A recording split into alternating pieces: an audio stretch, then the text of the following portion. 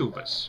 I thought I'd do a little sort of update video as well as to test out how my new Playsport works as a sort of vlogging type camera. I have been having broadband problems, and that's why I haven't really uploaded anything in the last sort of week or so. I have sorted that out now, so hopefully if I do any more tests then I'll be able to put them up. So in this video what I'm going to do is talk about some tests that I've done, and then at the end of it give you some recommendations for the Kodak Playsport and the ZI-8. Okay, tests. I put the 1.03 firmware on the Playsport just to see what it was like, so that I could sort of let you guys know if there was any major changes. Now I know some of you have already done the upgrade. Kodak does recommend that you do it. I would say it doesn't really make a lot of difference that I can see. The startup is a bit quicker. I'm not really sure if the LCD display is any different because I can't remember what it was like before. If you are thinking about it, I would say that it is safe to upgrade.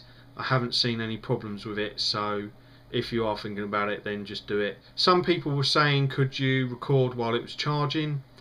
If you plug the USB into the side of the Playsport and then put it into your computer, the Playsport goes into like computer mode, and it either gives you the option to install the software, or it opens up the folder so that you can get whatever you've recorded out of the Playsport. It doesn't allow you to record while it's charging from the computer.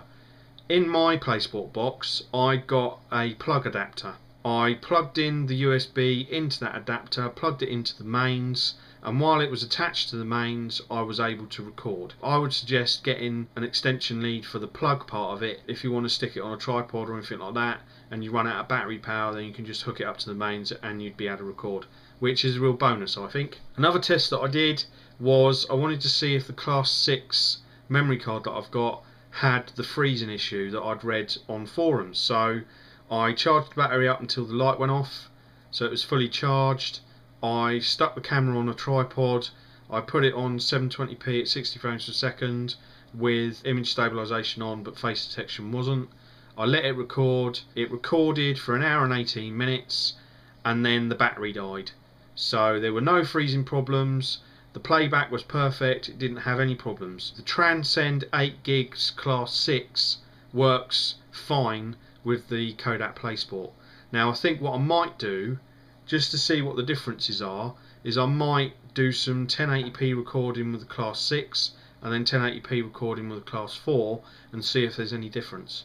And if there is, then I'll let you guys know. Lastly, a little tip more than a test. I saw Fishy Comics' video where he's talking about the fast forward and how with the Playsport once you get to 16 times you can't then click it again to go back to the original play mode. You've got to actually back out of it. I thought, well, there's got to be a way around this because I can't believe that Kodak would leave it the way it is, what with the ZI-8 being the way that is. So what I did is I had a little play around, and if you press the white button, the record button, while you're playing in 16 times, if you press it once it pauses. If you press it again it then returns back to the original play mode, and that's in reverse or in fast forward. In any of those, like the 2, the 4, the 8 or the 16, if you're in any of those settings and you want to go back to the original play mode, you just press the white button twice and it will pause it and then it will return it to the normal play mode.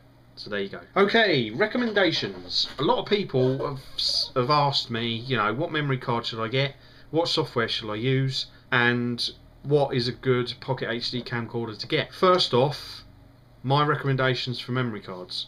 Because I've used the Class 4 and the Class 6, I haven't seen any major differences between the two. I am going to do some tests to see if there is any major differences. Now that I know that the Class 6 doesn't have a freeze problem, I'm sort of okay with using it. Basically, I've got two 4 gigs and an 8 gig. The 4 gig ones are Class 4, the 8 gig is Class 6. I have, up until now, stuck with the Class 4 because I know that they work, there isn't any issues with them, and as far as the HD video is concerned, they work okay. My recommendation is, at the moment, if you want to get a memory card, any make I think would be okay, as long as it's a Class 4. I would tend to probably get a 16 gig or an 8 gig but then I don't really do that much recording. You know, I don't do more than half an hour's worth of recording, so 4 gig and 8 gig is more than enough for me. Software. After testing Sony Vegas, I think I did a Coral one and a few others, a Movie Edit Pro and stuff like that. Sony Vegas is a good bit of software to have, but at the moment, because of the ZI-8 problem, I would suggest getting Movie Edit Pro, to be honest. I've got 14 and 15, and the Playsport and the ZI-8 and the Sony Bloggy and the Samsung U10, they all worked fine in Movie Edit Pro. I know that some people have had issues with Movie Edit Pro, but again, it all depends on what sort of computer you've got, and Movie Edit Pro does say the minimum recommendations on the internet when you look to buy it. But I still would say that for the amount of money you pay for it and for the quality of the effects that you get, Movie Edit Pro is a good bit of software to get, and it's what I use for all of my videos. That's my software recommendation. Pocket HD camcorders. If money isn't an issue, the ZI-8 and the Playsport. If money is an issue, then something like the Creative Vado HD first gen, which is going quite cheap now, or something like the Toshiba S10 or P10, something like that, because they are quite cheap. I would say that they're the best ones in the lower price range. Obviously then you've got like the Samsung U10, the Sony Bloggy, the flip cameras. To be honest, I don't really like the flip cameras. I know that the quality of the video is better than pretty much most of the Pocket HD camcorders that are out there, but the fact that you only get 720p and that it hasn't got a wide angle lens, that's what puts me off. And the Playsport, I would say, is better on daytime shots, and I would say it probably matches the low light as well. You do get more colours on the Playsport, so that's why I don't really like the flip, because it doesn't really give you a lot of options. So my recommendations are memory card, class 4, any size, software, Movie Edit Pro 14 and above, and Pocket HD camcorder. If you've got a low budget, then something like the Creative Vado HD first gen, or the Toshiba S10 or P10, or any of those, because they are quite cheap. If money isn't an issue, Kodak Playsport or the Kodak ZI-8.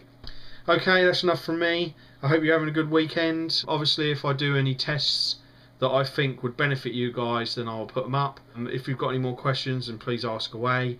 At the moment, I'm concentrating more on my music than my tests with the Playsport. I sort of feel like I've done enough sort of tests with the Playsport. But yeah, there you go. Hope you have a good weekend, and I shall do some more videos later on. Okay then, bye bye.